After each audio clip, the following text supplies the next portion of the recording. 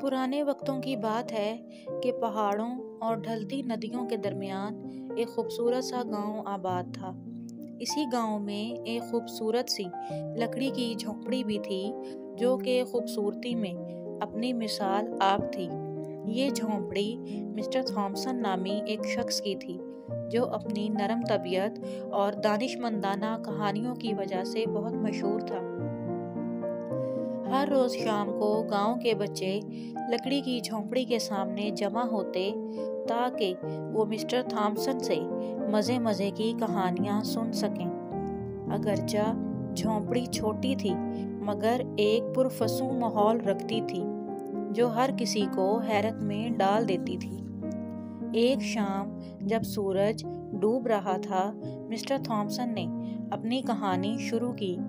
بہت سال پہلے ایک جادوئی جنگل تھا جس میں جو کہ یہاں سے زیادہ دور نہیں تھا، وہاں جنگلاتی مخلوق کا ایک شرارتی گروہ رہتا تھا۔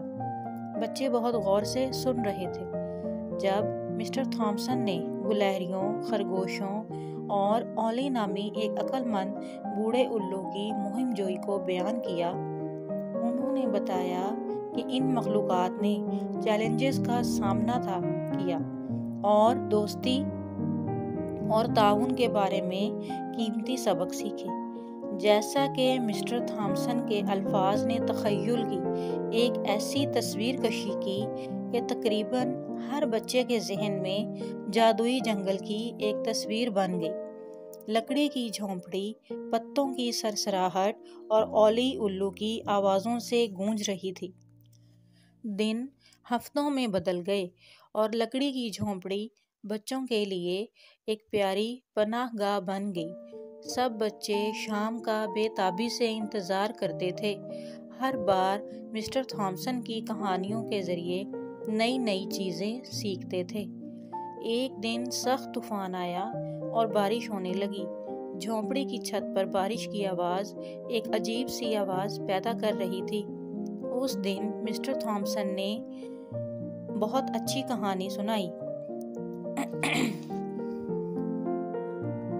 کہانی ایک چھوٹے سے بیج کے گرد گھومتی ہے جو کہ تمام تر مشکلات کے باوجود ایک بلند و بالا درخت کی شکل اختیار کر گیا جس نے جنگل کے کئی جانوروں کو پناہ فراہم کی۔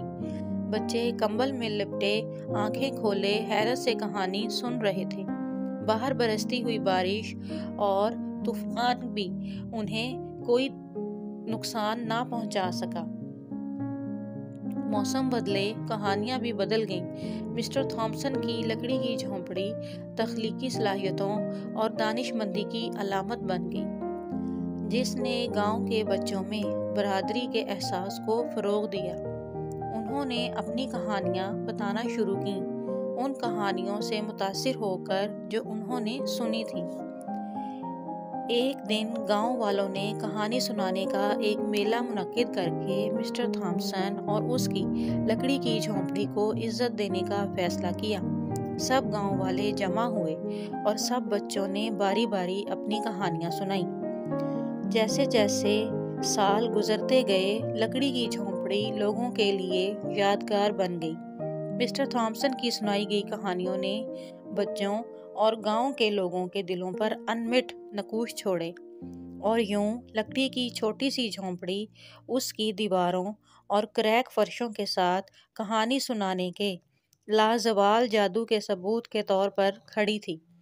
ایک ایسا جادو جو ایک سادہ شام کو آنے والی نسلوں کے لیے ایک ناقابل فراموش مہم جوئی میں بدل سکتا